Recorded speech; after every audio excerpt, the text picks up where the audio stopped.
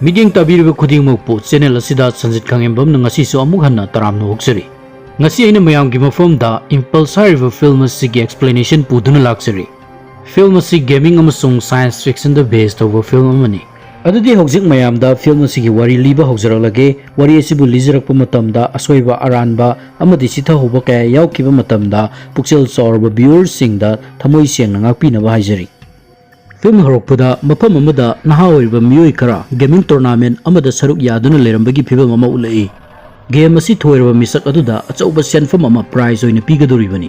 Game asi multiplayer online game amani. Game asida ngamleba makai atopa player singbu hatnaba honagani aduga point yamna tanaba honagani aduga iroi loiba phauba hingba ngamhoba player aduna winner oigadoribani. Game asi hek hobaga speed run haina username sijinaba nupi amaga kilohertz haina username sijinaba nupa amagana atai player sing adu matang hatoroklami matau asumna game asida makoi ani gi point jar hengalaklami speed run hariba nupi macha asidi tournament asida nongni yarpa player ni aduga kilohertz hariba nupa macha asidi tournament kayada winner oikraba prize kaya phangkraba misak amani mahasi gaming gi sangsar sida yamna maming chatlaba misak amani yengliba miyamduna su mahak pupuning thogatpo oina lauksennaroklami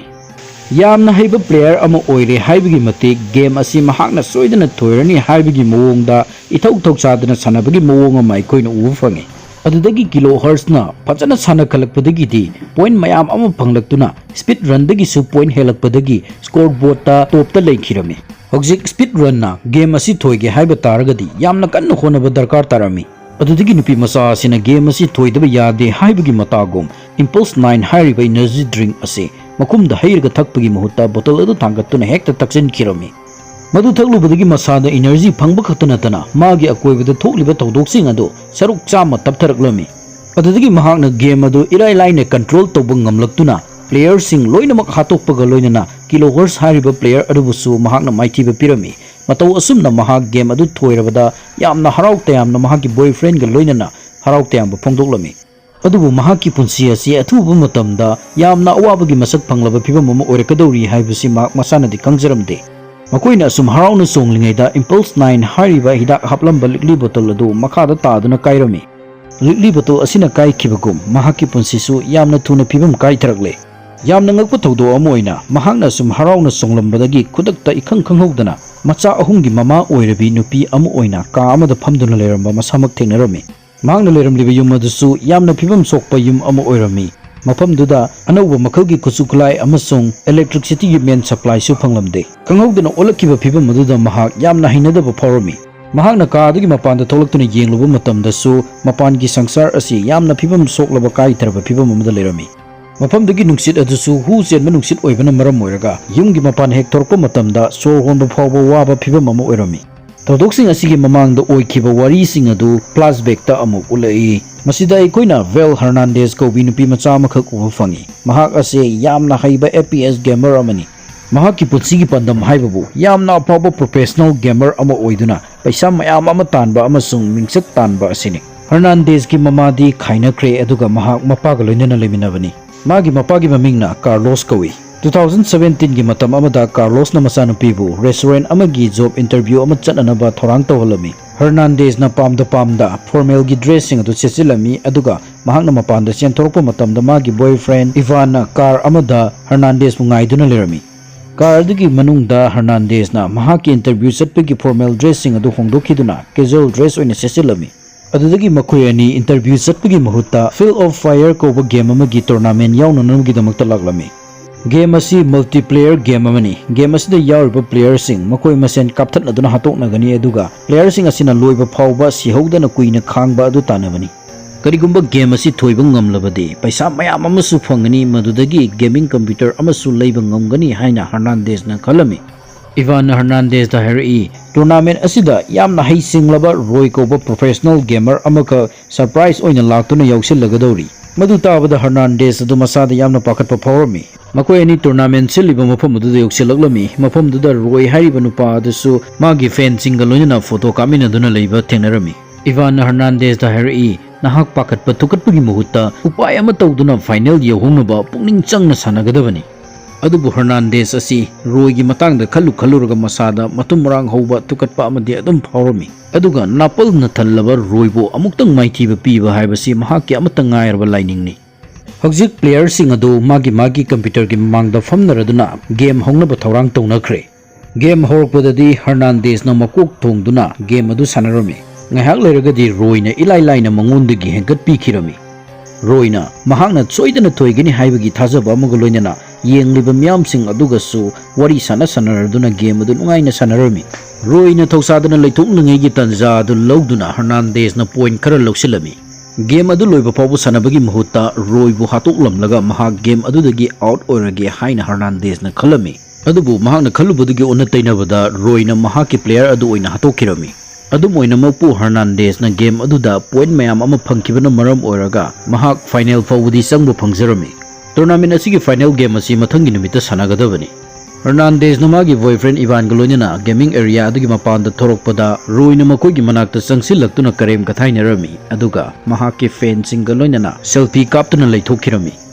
ꯃꯇꯥꯡꯁꯤꯗ ꯔꯣꯏ ꯑꯁꯤ ꯌꯥꯝꯅ ꯃꯃꯤꯡ ꯆꯠꯄ popular ꯑꯣꯏꯔꯕ ꯃꯤꯁꯛ ꯑꯃꯅꯤ ꯍꯥꯏꯕꯁꯤ ꯎꯠꯂꯤ ꯏꯁꯝ ꯁꯝꯅ ꯍꯥꯏꯔꯕꯗ ꯃꯍꯥꯛ ꯑꯁꯤ ꯒꯦꯝ ꯁꯥꯟꯅꯕꯗ ꯁꯦꯂꯤꯕ꯭रिꯇꯤ ꯑꯃ ꯑꯣꯏꯔꯕ ꯃꯤꯁꯛ ꯑꯃ ꯍꯥꯏꯕꯗꯨ ꯇꯥꯔꯦ ꯃꯈꯣꯏ ꯃꯌꯨꯝꯗ ꯍꯟꯅꯅꯕꯒꯤꯗꯃꯛꯇ ꯏꯚꯥꯟꯅ ꯒꯥꯔꯤ ꯂꯧꯕ ꯆꯠꯈ꯭ꯔꯤꯉꯩꯗ ꯍꯔꯅꯥꯟꯗꯦꯁꯀꯤ ꯃꯅꯥꯛꯇ ꯀꯣꯖꯤꯃꯥ ꯀꯧꯕ ꯅꯨꯄꯥ ꯑꯃ ꯆꯪꯁꯤꯜꯂꯛꯂꯒ ꯒꯦꯝ ꯑꯗꯨ ꯁꯣꯏꯗꯅ ꯊꯣꯏꯕ ꯉꯝꯅꯕ ꯑꯔꯣꯟꯕ ꯋꯥꯐꯝ ꯑꯃ ꯈꯪꯉꯤ ꯍꯥꯏꯔꯛꯂꯝꯃꯤ ꯃꯗꯨ ꯇꯥꯕꯗ ꯍꯔꯅꯥꯟꯗꯦꯁꯅ ꯆꯉꯛꯅꯅ ꯌꯦꯡꯗꯨꯅ ꯂꯩꯔꯤꯉꯩ ꯀꯣꯖꯤꯃꯥꯅ ꯃꯥꯒꯤ ꯚꯤꯖꯤꯇꯤꯡ ꯀꯥꯔꯗ ꯑꯃ ꯍꯔꯅꯥꯟꯗꯦꯁꯇ ꯄꯤꯁꯤꯜꯂꯝꯂꯒ ꯆꯠꯈꯤꯔꯝꯃꯤ ꯍꯔꯅꯥꯟꯗꯦꯁꯅ ꯃꯌꯨꯝꯗ ꯍꯜꯂꯛꯄꯗ ꯃꯈꯣꯟ ꯊꯣꯛꯍꯟꯗꯅ ꯇꯨꯃꯤꯟꯅ ꯂꯣꯟꯅ ꯃꯥꯒꯤ ꯀꯥꯗ ꯆꯪꯅꯕ ꯍꯣꯠꯅꯔꯝꯃꯤ ꯑꯗꯨꯕꯨ ꯉꯥꯏꯗꯨꯅ ꯂꯩꯔꯝꯕ ꯃꯄꯥꯅ ꯃꯍꯥꯛꯄꯨ ꯎꯈꯤꯔꯝꯃꯤ ꯍꯔꯅꯥꯟꯗꯦꯁꯁꯨ ꯎꯄꯥꯏ ꯂꯩꯇ꯭ꯔꯗꯨꯅ ꯊꯣꯛꯈꯤꯕ ꯊꯧꯗꯣꯛ ꯈꯨꯗꯤꯡꯃꯛ ꯃꯄꯥꯗ ꯇꯝꯂꯝꯃꯤ ꯋꯥꯐꯝꯗꯨ ꯇꯥꯕꯗ ꯃꯄꯥ ꯑꯗꯨ ꯌꯥꯝꯅ ꯁꯥꯎꯔꯝꯃꯤ ꯃꯄꯥꯅ ꯍꯔꯅꯥꯟꯗꯦꯁꯇ ꯃꯊꯪꯒꯤ ꯅꯨꯃꯤꯠꯇ ꯔꯦꯁꯇꯨꯔꯦꯟꯠ ꯑꯗꯨꯗ ꯆꯠꯂꯒ ꯖꯣꯕ ꯏꯟꯇꯔꯚ꯭ꯌꯨ ꯑꯗꯨ ꯂꯧꯕꯤꯅꯕ ꯍꯥꯏꯖꯔꯨꯆꯣ ꯍꯥꯏꯔꯝꯃꯤ ꯋꯥꯐꯝꯗꯨ ꯌꯥꯅꯤꯡꯗꯕ ꯎꯠꯇꯨꯅ ꯍꯔꯅꯥꯟꯗꯦꯁꯅ ꯃꯄꯥꯗ ꯍꯥꯏꯔꯛꯏ ꯍꯌꯦꯡꯗꯤ ꯑꯩꯒꯤ ꯒꯦꯝ ꯇꯣꯔꯅꯥꯃꯦꯟꯠꯀꯤ ꯐꯥꯏꯅꯦꯜ ꯅꯨꯃꯤꯠꯅꯤ ꯃꯁꯤ ꯑꯩꯒꯤ ꯐ꯭ꯌꯨꯆꯔꯒꯤꯗꯃꯛꯇ ꯌꯥꯝꯅ ꯃꯔꯨꯑꯣꯏꯕ ꯑꯃꯅꯤ ꯃꯗꯨꯗ ꯀꯥꯔꯂꯣꯁꯅ ꯃꯄꯥ ꯑꯃ ꯑꯣꯏꯕꯒꯤ ꯋꯥꯈꯜꯂꯣꯟꯗ ꯍꯔꯅꯥꯟꯗꯦꯁꯇ ꯍꯥꯏꯔꯛꯏ ꯑꯣꯟꯂꯥꯏꯟ ꯒꯦꯃꯤꯡꯒꯤ ꯐ꯭ꯌꯨꯆꯔ ꯑꯃꯠꯇ ꯂꯩꯇꯦ ꯑꯗꯨꯕꯨ ꯍꯔꯅꯥꯟꯗꯦꯁꯅ ꯑꯅꯝ ꯀꯟꯗꯨꯅ ꯑꯗꯨꯝ ꯂꯩꯔꯝꯃꯤ ꯃꯄꯥꯒꯤ ꯋꯥꯐꯝ ꯑꯗꯨ ꯊꯧꯑꯣꯏꯗꯅ ꯃꯍꯥꯛꯀꯤ ꯀꯥꯗ ꯆꯪꯈꯤꯔꯝꯃꯤ ꯃꯥꯒꯤ ꯀꯥꯗ ꯆꯪꯂꯛꯂꯕ ꯃꯇꯨꯡꯗ ꯃꯥꯅ ꯁꯥꯟꯅꯈꯤꯕ ꯒꯦꯝ ꯑꯗꯨ ꯏꯟꯇꯔꯅꯦꯠꯇ ꯌꯦꯡꯂꯝꯃꯤ ꯃꯗꯨꯗ ꯔꯣꯏꯅ ꯐꯥꯔꯁꯠ ꯄꯣꯖꯤꯁꯟꯗ ꯇꯥꯈꯤꯕ ꯑꯗꯨ ꯎꯕꯗ ꯃꯍꯥꯛ ꯑꯁꯨꯛꯀꯤ ꯃꯇꯤꯛ ꯁꯥꯎꯅꯤꯡꯂꯛꯂꯝꯃꯤ ꯑꯗꯨꯗꯒꯤ ꯃꯍꯥꯛꯅ ꯑꯁꯨꯝ ꯌꯦꯡꯊꯣꯔꯛꯄꯗ ꯀꯣꯖꯤꯃꯥꯅ ꯄꯤꯔꯝꯕ ꯚꯤꯖꯤꯇꯤꯡ ꯀꯥꯔꯗ ꯑꯗꯨ ꯎꯔꯝꯃꯤ ꯀꯣꯖꯤꯃꯥꯅ ꯃꯉꯣꯟꯗ ꯒꯦꯝ ꯊꯣꯏꯕ ꯌꯥꯅꯅꯕ ꯁꯤꯀ꯭ꯔꯦꯠꯀꯤ ꯃꯇꯥꯡꯗ ꯍꯥꯏꯔꯝꯕ ꯑꯗꯨ ꯅꯤꯡꯁꯤꯡꯂꯛꯂꯝꯃꯤ ꯃꯊꯪꯒꯤ ꯅꯨꯃꯤꯠꯇ ꯁꯥꯟꯅꯒꯗꯧꯔꯤꯕ ꯇꯣꯔꯅꯥꯃꯦꯟꯠꯀꯤ ꯐꯥꯏꯅꯦꯜ ꯒꯦꯝ ꯑꯁꯤ ꯃꯍꯥꯛꯅ ꯊꯣꯏꯅꯤꯡꯃꯟꯕꯗꯒꯤ ꯀꯣꯖꯤꯃꯥꯅ ꯄꯤꯔꯝꯕ ꯑꯦꯗ꯭ꯔꯦꯁ ꯑꯗꯨꯗ ꯃꯍꯥꯛ ꯂꯥꯛꯂꯝꯃꯤ ꯍꯔꯅꯥꯟꯗꯦꯁꯅ ꯗ ꯒꯣꯜ ꯁꯣꯁꯔ ꯀꯧꯕ ꯒꯦꯃꯤꯡ ꯀꯦꯐꯦ ꯑꯃꯗ ꯌꯧꯔꯛꯂꯝꯃꯤ ꯃꯐꯝꯗꯨꯗ ꯃꯤꯑꯣꯏ ꯈꯔ ꯒꯦꯝ ꯁꯥꯟꯅꯗꯨꯅ ꯂꯩꯔꯝꯕꯁꯨ ꯃꯍꯥꯛꯅ ꯊꯦꯡꯅꯔꯝꯃꯤ ꯇꯟꯖꯥꯗꯨꯗ ꯀꯣꯖꯤꯃꯥ ꯊꯣꯔꯛꯇꯨꯅ ꯃꯉꯣꯟꯗ ꯒꯦꯝ ꯁꯥꯟꯅꯅꯕꯒꯤꯗꯃꯛꯇ ꯍꯥꯏꯔꯛꯂꯝꯃꯤ ꯀꯣꯖꯤꯃꯥꯅ ꯃꯉꯣꯟꯗ ꯀꯔꯤꯒꯤꯗꯃꯛꯇ ꯚꯤꯖꯤꯇꯤꯡ ꯀꯥꯔꯗ ꯄꯤꯔꯛꯈꯤꯕꯅꯣ ꯍꯥꯏꯕꯁꯤ ꯈꯟꯕꯗ ꯍꯔꯅꯥꯟꯗꯦꯁꯇꯨ ꯃꯁꯥꯗ ꯂꯥꯡꯇꯛꯅꯕ ꯑꯃꯗꯤ ꯐꯥꯎꯔꯝꯃꯤ ꯑꯗꯨꯕꯨ ꯀꯣꯖꯤꯃꯥꯅ ꯍꯥꯏꯕꯒꯤ ꯃꯇꯨꯡꯏꯟꯅ ꯃꯍꯥꯛ game ꯁꯥꯟꯅꯅꯕꯒꯤꯗꯃꯛꯇ ꯐꯝꯊꯔꯛꯂꯝꯃꯤ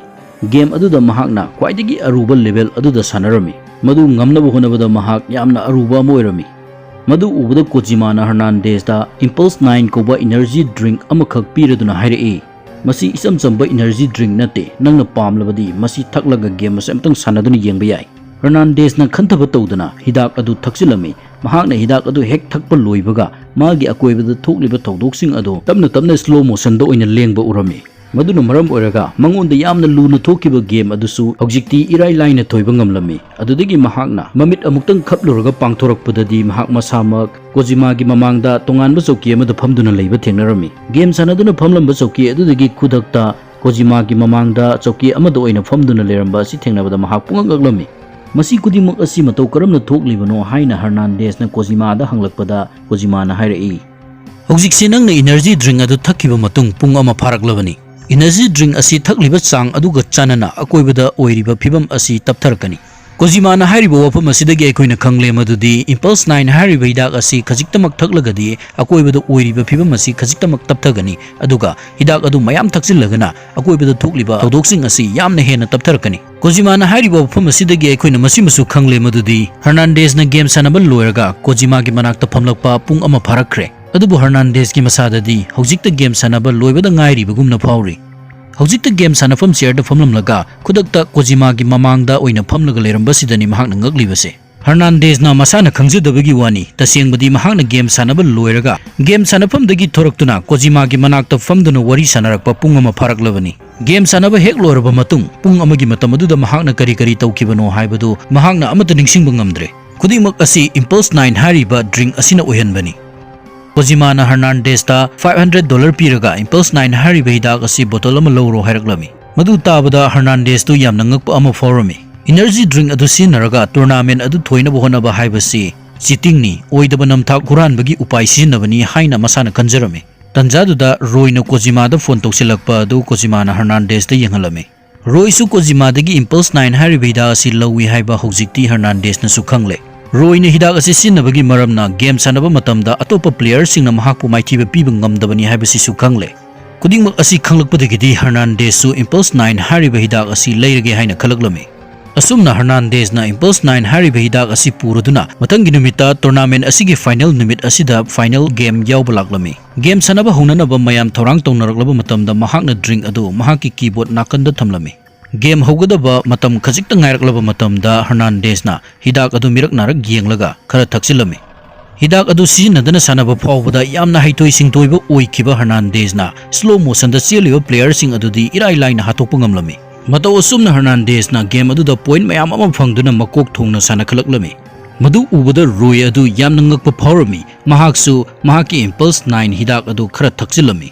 aduga point mayam ama lokhalakuna sana khalakpada Roy na Hernandez dagi amuk henkhirami madu ubada masada langtak naraba Hernandez na khantaruba tawdana game adu thoidaba yade matagum bottle adu da yawramba hidak loinamak thaksilami adudagi di akoibada thokliba tawdoksing adu ka hena taptharaklami game adu su yamna tapna urami Adudagi Hernandez na irai laina Roy gi avatar adubu hatoklami madu ubada magi boyfriend Ivan amasung yenglamliba mayam sing aduna Hernandez ta thagatpu phongdokladuna harauduna songlami makoina harauna songlingei impulse 9 gi hidak bottle adu makhada taduna kairami Roy di game pohobagi makoi marin biri biri thitna saktuna lelhorami Hernandez adu game thoibagi harauna songduna lerambadagi khang hodana Pibam soklaba yum amagi manungda matam bakta angang ama pamduna leramba thengnarami tanjaduda Ivana mallaba pijo khara seladuna changsilaklaga angang adu pamkhalami aduga thorang tawro haina Hernandez ta hairaklami angang adu Ivana sumbi horami aduga Hernandez ke haksang adu khudak ta khanghodana ahal oisilamba aduga makutta luhongbagi khudop siduna leramba adu ubada masada angakpa phawrami khara gyan tabra yenge khanduna makhada kumtharakpa matamda angang ani masu leramba thengnarami angang ani duna mangonda ima haina kawrakpada mahak amukke hena kiba phawraklami masadu ithakta kanna mapanda thoraktuna yengluba matamda mi singna lamhangda tent khanduna leiba car na singbasu thaunadabagi napi singna hojinduna leiba mi loinamak amanba dress ngakta setpa aduga mayum-mayumda toilet leitabagi mawongda public toilet oina sinaba mayam ama urami mayam si urubadagi mahak wakhal taraklami madudi mahakna thakluriba impulse 9 hariba hidak adugi maramna mahak chahi 12 gi matungda 2029 da masamak leramba thengnaribani Hernandez na game tournament adu thoiraba matung chahi 12 asida mahak Ivan ga luhongkre masa ahum amasu pokre khudimak asi mahak ti kaukthokre magi wakal dadi game tournament adu thoibagi harauduna chonglingai adudagi 2029 gi matam asida fat launa yawrpagumna khalibani Hernandez na mangonda impulse 9 thaklubagi thokliba angak patawdoksing asi wahaina di phongdoktaba maramna Ivan nadi karimita khanglamde makoina leiriba mafam adu maikai mari makta awangba phaklangsingna khajilami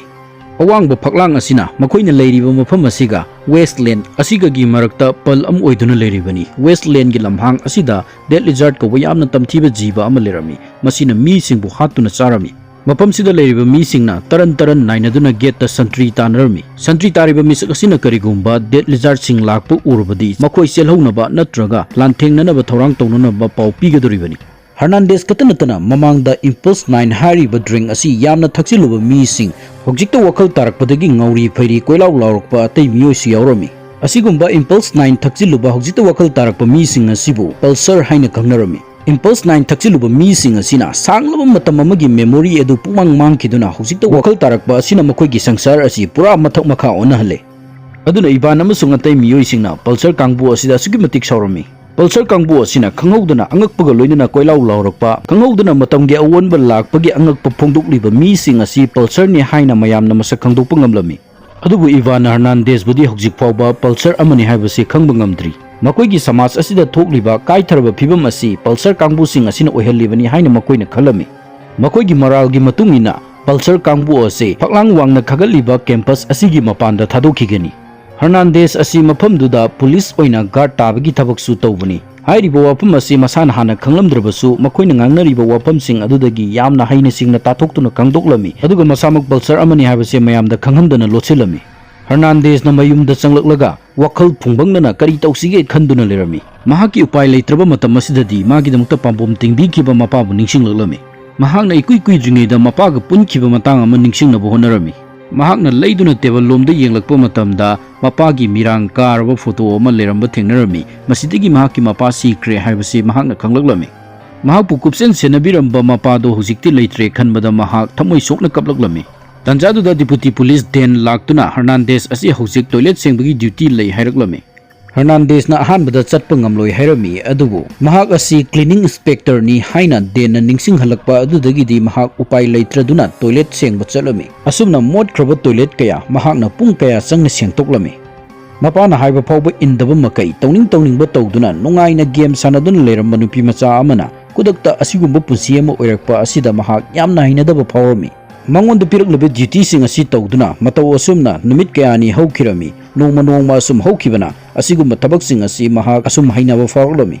Noma Hernandez na mangonda piba duty kaya ama mapung phana loisillamlaba matungda school dagi macha singbu lawba chalami. Machanupi aduna masana yeksaba drawing ama mama Hernandez ta harau na yengu haiduna pirami. Machanupi aduna mahakpu hero ama oina khanjai haina su hairaklami. Masadu duty mayam ama tawrubagi warabaduda machanupina piraklibagaktu thawoina yenglamde. Aduga amoromda machanupini haijabagi wani mana karam kanda pokibano haibaga amata ningsingdraponi. Makna gyan tarakpada machani haina ichawchawna hekta leramba adudadi nungsibasu khara makhaidi watlabajani. Machana pirakliba drawing adu lokchillaga sekakta yapsilami aduga ithau thausadana wakhal amadu ungduna asum mayumda halaklami. Makoina mayumda yorokpada Ivana cycle khongret ama yamna kanna ottuna lerami. Mafamsidadi electric supply laktabanina Ivana tawribase mai thanba yananabgidamakta battery charge tawsilibani aduda sunatana game sanaba yananabgidamakta su darkar oiba electricity adu mataw asumna phangba ngamlibani. Masasing aduna tumdringegi mamangda game round amatang sanasi haina mamada hairakpa aduda Hernandez su game da ngawrakpi nupinina harau changchinduna masasingga game sanaminarami. Ivan di miyoi khara unanabgidamakta mapanda thokirami. Hernandez na masagi tawgudaba mathau phawba kaukthokpa makai phana kuina game sanaduna leithoklami. Ngaihak leraga Ivan adu ifingna iwa pakhatna ka aduda chensilaklami. Hernandez ki gate ta santri tabagi duty leiba adu kaukthokluba maram oiraga Den hariba nupa ama mapanda thokluba adu manungda changba phangdabadagi dead lizard ki kangpuna hatokpiramle. Makoi anina mafamduda yorokpa matamda Den gi loinabi aduna Hernandez ti yamna saungna seraklami. Mahaki asoiba aduda ikaiba pokladuna Hernandez adu mayumda chatlage tawraklami. Maduda Ivana Hernandez bu khamladuna mahaki duty matam adu hojik phawba loidri hairaklami. Madu tabada mathwai nungaita Hernandez adu mahaki duty adu mapung phana loisilami. Duty loiduna mayumda halaklaga Hernandez adu thamoi sokna kaplami. Ivana changsilaktuna Hernandez da nungsina wari sabirami mahaki puning nungaitaba tawdanaba themjinbirami. Hernandez na thengnariba anuba sangsar asi masaga yamna chanadre haina mahakna khanjaraduna mafam adu thadoktuna paklaba westland adu phawduna chatkhinaba warep lorami. Hernandez na mahak asi pulsar amani haiba Ivanda khangananaba che ama iduna su thamlami. Mathangi numitki ayuk anganbada Hernandez na mafam aduda amuk hanna halaklaroi haibagi wakhallonga loinana mafam adu thadoktuna chatkirami. Ivana ayuk yahorokpada Hernandez na iduna thamlamba che adu parami madu ubada yamna thajadaba ma phawrami. Hernandez na sanglaba lamhangi lamadu fawduna laklaba matungda phibam soklaba yum ama thengnarami. Yum adugi mamangda changchinduna yengluba matamdadi yum adu atai karisu oiramdre. Kojimagi the Gold Saucer hairiba gaming cafe adu oiramle. Hernandez na manungda changlalaga asum koyeng yenglingaida counter da Kojima leramba ubada Hernandez tu pungangaglami. Asuk kuiba sahi 12 gi matungi matam asi phawbada Kojima di karimata sahi lisindana lerambadawna thengnarami. Masi mataw karamna oitholibono haibadudi Kojima na Hernandez ta takthoklamde. Hernandez na hairiba wafamsing adudagi Hernandez asi hapta amagi mamangda haukraba matam adudagi asengba sangsar asida wakhal tarakpada ngairi haibase Kojima na kanglami. Impulse 9 hairiba ida adu thaglubana maram oiraga miyoi kaya ama makoigi putsida akaiba lakle haina Hernandez na Kojima da phongdoklami. Thokliba akaiba sing asi phagathanba yanaba upai leibra haina Hernandez na Kojima da hanglami. Maduda Kojima na Impulse 9 gi achauba bottle ama puthoroktuna Hernandez da pirami. aduga hairi nangna masi loina thaklabadi nang taibangpan asida sungan halaklaroi maramdi nangna halakadaba matam adudadi hojik taibangpan sida leiriba mising asidi loina sikragani yamlabe impulse 9 gi drink sing adu loina thakchilaga game ama sananamgi damakta Kojimana Hernandez da hairami hairibu wafam adu Hernandez na adudagi Hernandez na mahaki khwaidagi pamjaba favorite game Field of Fire adu sananamgi damakta phamtharaklami adubu mahakna chawruba impulse 9 gi bottle adu thaknanamgi damakta lamlakpa matamda mahaki puri khawda machanupi na pirakhiba ayekpa lai adu yauramba thengnarami machanupi ni yekliba lai adu urubadagi di mahak game sanabagi mahutta wakhal ungduna phamlaga laithokirami mahaki machasing amasung mapuroibaga loina khiba nungsiraba thogdoksing adu ningsing luraga yamna mabukning nungsiraklami adudagi Hernandez na impulse 9 hariba hidak adu thakpagi warep adu hongdoktuna magi imung manunggi miyoisinga punna leimunarunaba warep lauraduna amu halaklami adubu mahakna gate yorokpa matamda gate aduda guard oina mahaki mapuroiba Ivan leiramba thengnarami Ivan amabu yamna saukhibagi maramna manungda changlakpa yaroi hairaklami nangna aikoi khudingmukpu namthak tawkhibani hainasu Ivan na thina seraklami Hernandez na mana tawkhiba maral khudingmak adu ngakpinaba Ivan da hanna kaptuna haijarami makoi ani asum wari sanaringaida arapada dead lizard lakpa urami adubu dead lizard haina makoina kinaramliba asidi sa oiramdre migi sadong chaduna hingba yamna tamthiba mi makhalam oiramle dead lizard ki kangbu adu makoirom tamna asum naksilaklaba adudadi Ivan Hernandez bu manungda sanghalame mafam aduda leiramliba miyoising adu masa kanjanaba chenananabgidamak elam khonglaklammi elam ki khonjel adu tabada mayamda sukiduna chenarami nupi amana Hernandez da hairi madudi makoi da landarakliba adu thengnanaba thorang tawhogdaba maramna makoi mafam adu thadoktuna chelagani madu tabada Hernandez ki makokta idea ama laklammi mafam duda leiriba mipum khudimakna mangonda sauriba asi koktuna mangonda thajaba thamhanba ngamnanabgidamakta plan ama silami Hernandez na magi nupa Ivan gi manakta sangsilaklaga hairi nangna aigi isasing amasung mafam sigi miyoising asi puduna chatkro aina mafam asida lehauraga yariba makai kuina dead lizard ki kangbu adubu thingduna thamma ngamnabu honage Ivana mahaki loinabibu thanamlaga chatpa pamlamde adubu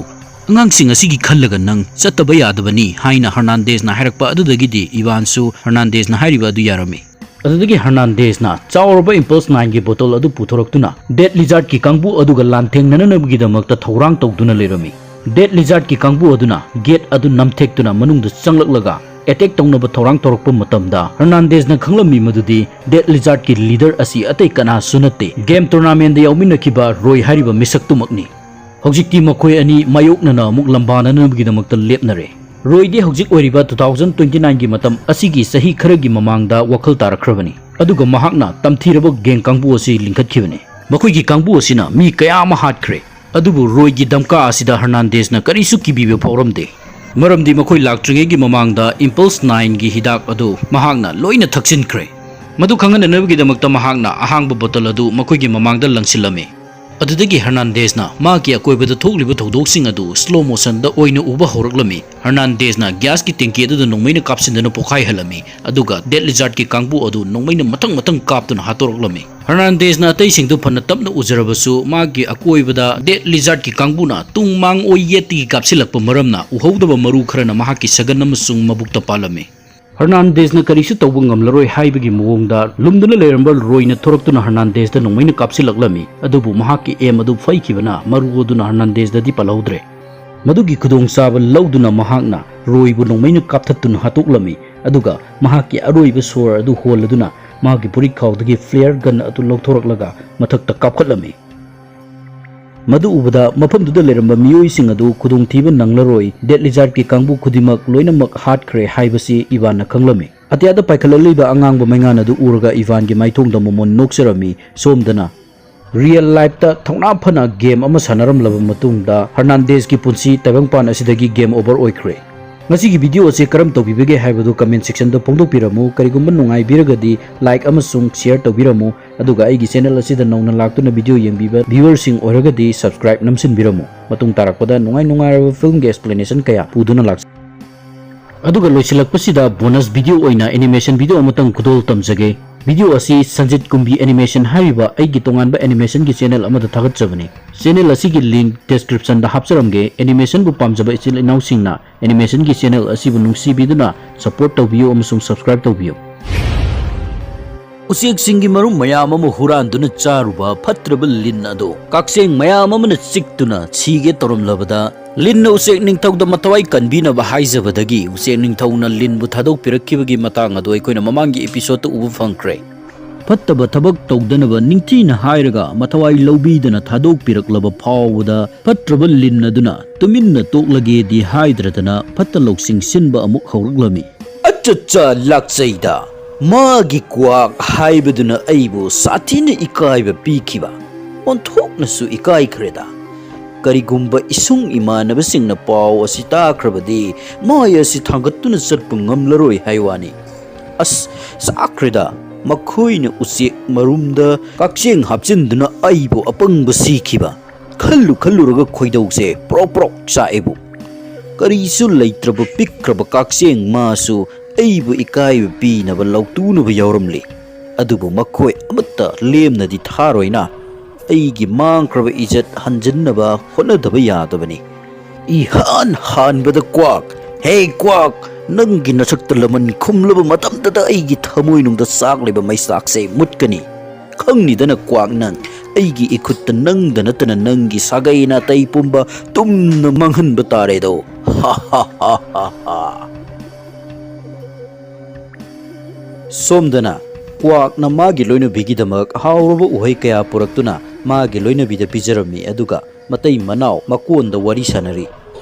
ꯑꯩꯒꯤꯗꯃꯛꯇ ꯑꯁꯨꯌꯥꯝꯅ ꯈꯟꯕꯤꯕ ꯅꯪꯁꯦ ꯑꯩꯒꯤ ꯏꯄꯨꯔꯣꯏꯕ ꯑꯣꯏꯅ ꯐꯪꯖꯕꯁꯦ ꯑꯩꯒꯤ ꯀꯌꯥꯗ ꯂꯥꯏꯕꯛ ꯐꯈ꯭ꯔꯕꯅꯣ ꯃꯁꯤꯗꯤ ꯑꯩꯒꯤ ꯏꯊꯧꯅꯤꯅꯦ ꯅꯪꯕꯨ ꯆꯦꯛꯁꯤꯟꯅ ꯁꯦꯟꯅꯕ ꯅꯁꯥ ꯅꯎ ꯐꯅ ꯊꯝꯕ ꯍꯥꯏꯕꯁꯤꯅ ꯑꯩꯒꯤ ꯇꯉꯥꯏꯐꯗ꯭ꯔꯕ ꯊꯧꯗꯥꯡꯅꯤꯅꯦ ꯑꯗꯣ ꯋꯥ ꯑꯃꯇ ꯍꯥꯏꯒꯦ ꯆꯪꯁꯤꯜꯂꯛꯎꯅꯦ ꯀꯔꯤꯅꯣ ꯍꯥꯏꯔꯣ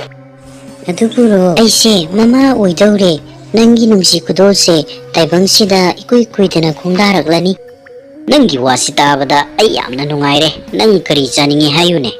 ꯉꯥꯏꯈꯣꯕ ꯅꯪꯒꯤ ꯍꯔꯥꯎꯕꯗꯣ ꯑꯝꯇ ꯇꯞꯊꯈꯣꯁꯦ ꯑꯩ ꯉꯁꯤꯗꯤ ꯃꯪ ꯌꯥꯝ ꯅꯨꯡꯉꯥꯏꯔꯝꯗꯦ ꯅꯪ ꯆꯠꯊꯣꯛꯈ꯭ꯔꯅꯨꯀꯣ ꯉꯁꯤꯗꯤ ꯑꯩ ꯉꯁꯥꯏꯗꯒꯤ ꯅꯪ ꯉꯥꯏꯕꯗ ꯀꯌꯥꯝ ꯋꯥꯏ ꯈꯪꯕ꯭ꯔꯥ ꯑꯩ ꯂꯥꯞꯅꯗꯤ ꯆꯠꯊꯣꯛꯑꯔꯣꯏ ꯑꯗꯣ ꯑꯩꯕꯨ ꯎꯃꯪ ꯑꯁꯤꯗ ꯃꯌꯥꯝꯕꯨ ꯃꯇꯦꯡ ꯈ꯭ꯋꯥꯏꯗꯒꯤ ꯄꯥꯡꯒꯟꯕ ꯎꯆꯦꯛꯅꯤ ꯍꯥꯏꯅ ꯂꯥꯎꯊꯣꯛꯇꯨꯅ ꯃꯅꯥ ꯄꯤꯕꯒꯤ ꯊꯧꯔꯝ ꯑꯃ ꯉꯁꯤ ꯄꯥꯡꯊꯣꯛꯀꯗꯧꯔꯤ ꯃꯗꯨꯃꯗꯤ ꯑꯩ ꯆꯠꯇ꯭ꯔꯗꯤ ꯎꯆꯦꯛ ꯑꯇꯩꯁꯤꯅ ꯑꯩꯁꯦ ꯌꯥꯝ ꯆꯥꯎꯊꯣꯛꯏ ꯍꯥꯏꯈ꯭ꯔꯅꯤꯕꯨ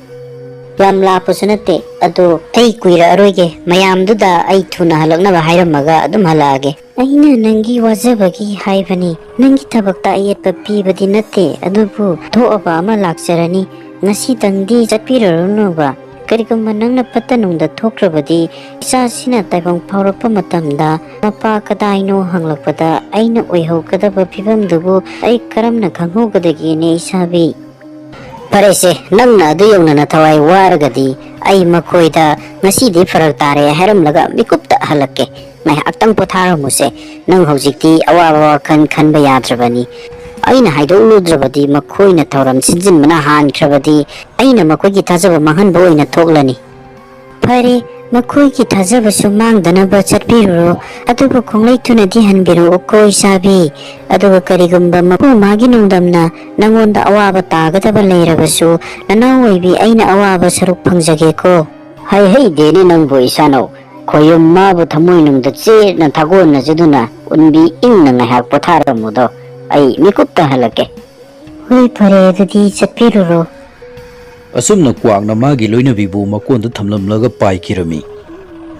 kwak amomda warakladuna makon aduda tumduna ngaihak potharami tanjaduda lin adusu mafam aduda yausilaglami o kwak nangi nakondi asida oyeko khangani dana nangi nupi amasung pibuk nungda puriba nawa sing asidi thawai lauragedo asumna fatraba lin aduna kwaki mahum sariba u adugi matakta kakalaktuna ningai dana yataduna leiriba kwak amom adugi mananganda sigduna hu kamselami hojikti jamjarbi kwak amom adugi thawaina taibangpana si thadoktuna satkhredo fatraba lin adudi magi ningbu tungle khanduna mafam adu thadoktuna satkirami kwak na prap mahumda halakpa matamdadi oiramliba phibam adu ubada asiki matik thamoi sokna kapsarami magi loinabina mana chalamdaida chatu pikranu mang nungaiti haikiba wafam adu ningsing luraga magi thamoi adu pubu ngamdana kairami mangonda tagadaba awaba khudimak magi loinabina pujarage na haikiba adu su ningsing luraga hena thamoi sokna kablakle Mabukninggi awaba puba ngamdana waraba kwak ado tawpham khangdana koipai paiduna lerami.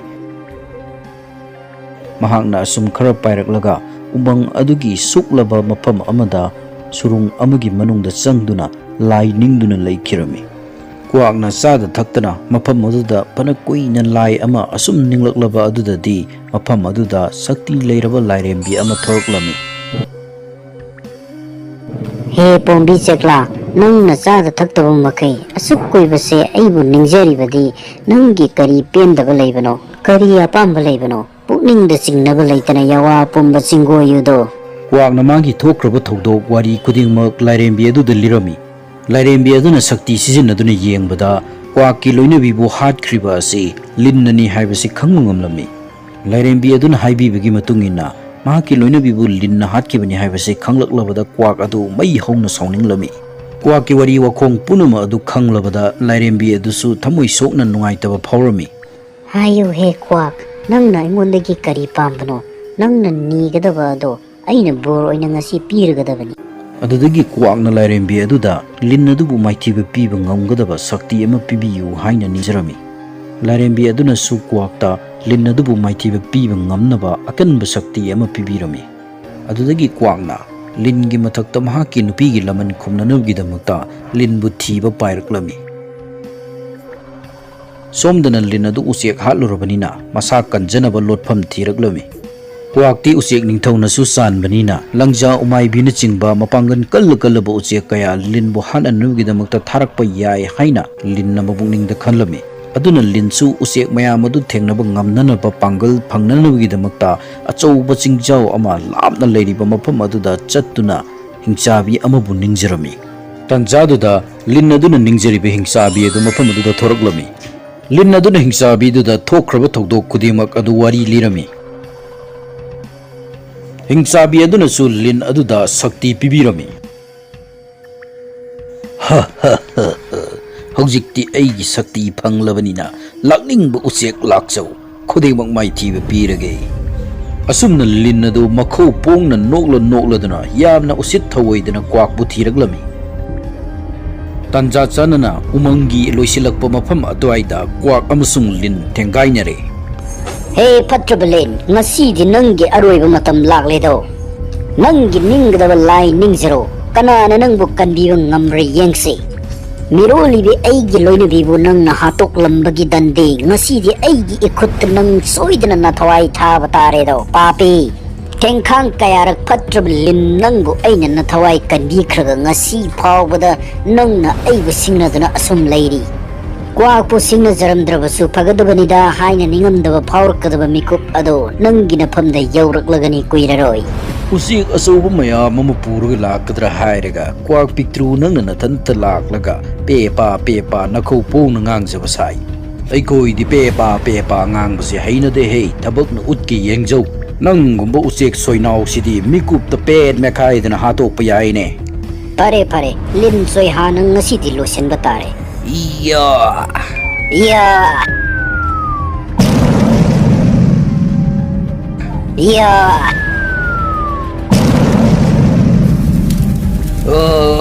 Sakle.